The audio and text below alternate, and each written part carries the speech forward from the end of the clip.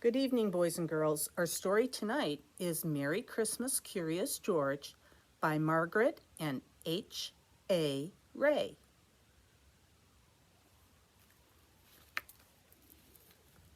This is George. He lived with his friend, the man with the yellow hat. He was a good little monkey and always very curious. Today, George was visiting a Christmas tree farm. "You can help me pick out the perfect tree for our home," his friend told him. "Keep close to me while we look." George promised to be good, but little monkeys sometimes forgot.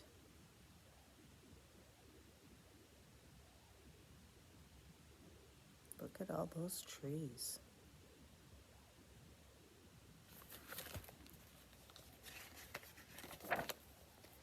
The Christmas tree farm had more trees than George had ever seen. He found a very nice one right away, but then another caught his eye, and then one more, and then another. George was curious. How many Christmas trees could there be?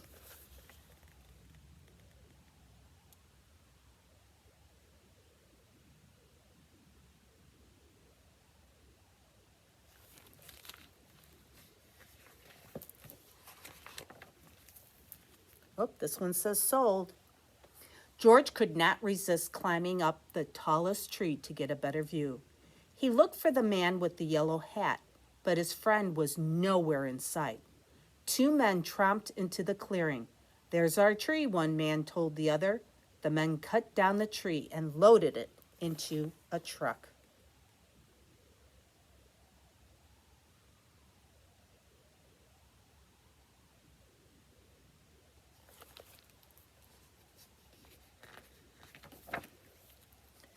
Along with George, George held on tightly. He saw the man with the yellow hat as the truck drove away, but the truck was going too fast. George could not jump off. He was scared, but still a little curious. Soon the truck stopped in front of a hospital. George peeked out of the branches as the men carried his tree inside. And it says Children's Hospital.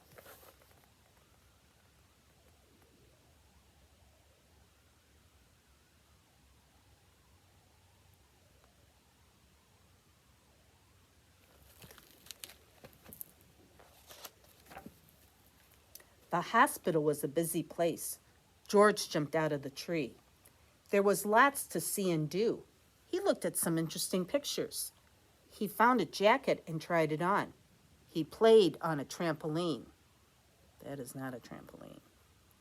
He even went for a ride on a speedy little cart. What fun! It says books.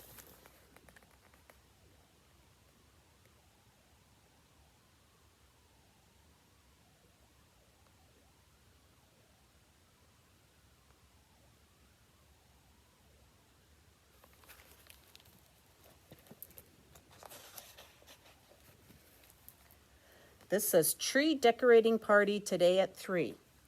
When George spotted something very interesting, his tree.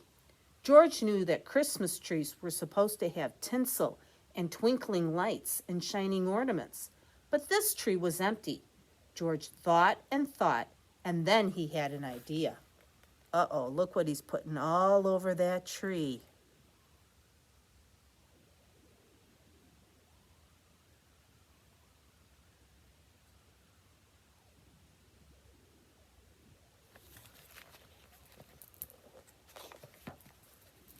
Next, George noticed a pile of gifts in the corner of the room. The gifts looked pretty, but George was curious. Could he make them look even prettier? This red bow would look much better on the green box, and the name tags might look nicer on different packages too. The nurse arrived, and what did she see? A monkey, and he's making a big mess.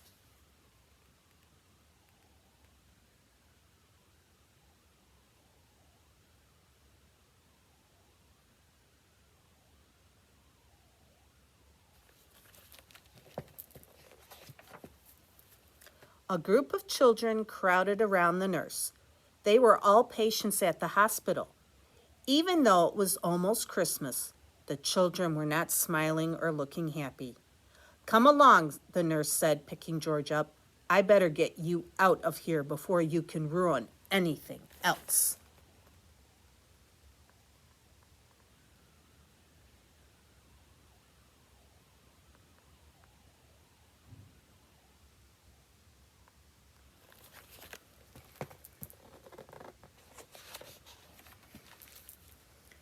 A girl with a cast stared at George's tree. Suddenly she giggled. "Look," she said, "it's my X-ray." A boy laughed. "And there's a balloon from my room." All the children started chattering and laughing as they looked at George's funny decorations. "Can't he stay for the party?" a boy asked the nurse. "We don't mind about the gifts. It'll be fun to sort them out." "Please let him stay. Please," the other children chimed in.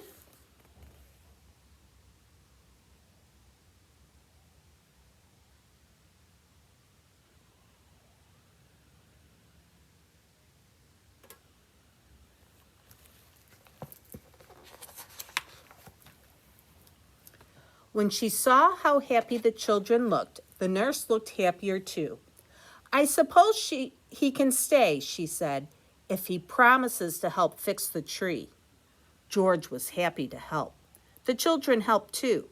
Some of them returned George's decorations, while others handed George the real ornaments. He scampered up and down, stringing lights and hanging tinsel. Being a monkey, he was good at that sort of thing. He was also good at making the children laugh.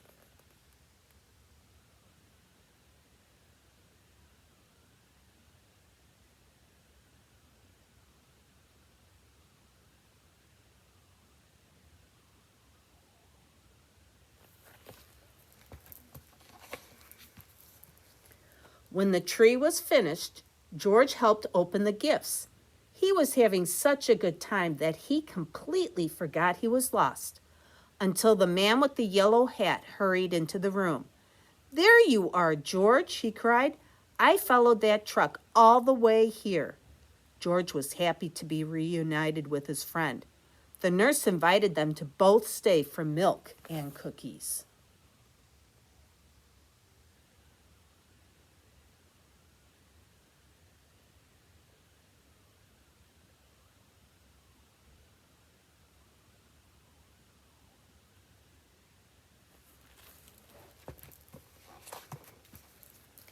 "Ho, ho, ho, did someone mention milk and cookies?"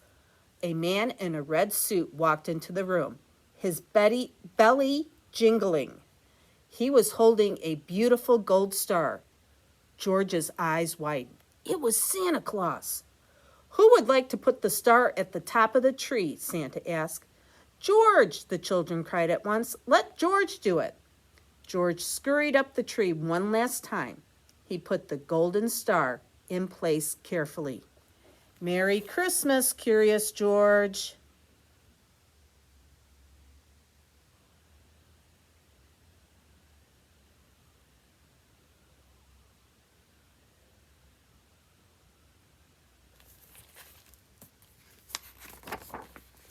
The end. There you go. I hope you enjoyed the story. Do you have a real tree at home for Christmas, or do you do an artificial or make-believe tree? Not make-believe, a plastic one is what I should say. We do an artificial tree. So, either way, I hope it's decorated beautifully and you have a lovely Christmas. Good night, sleep tight, and happy dreams. Bye now.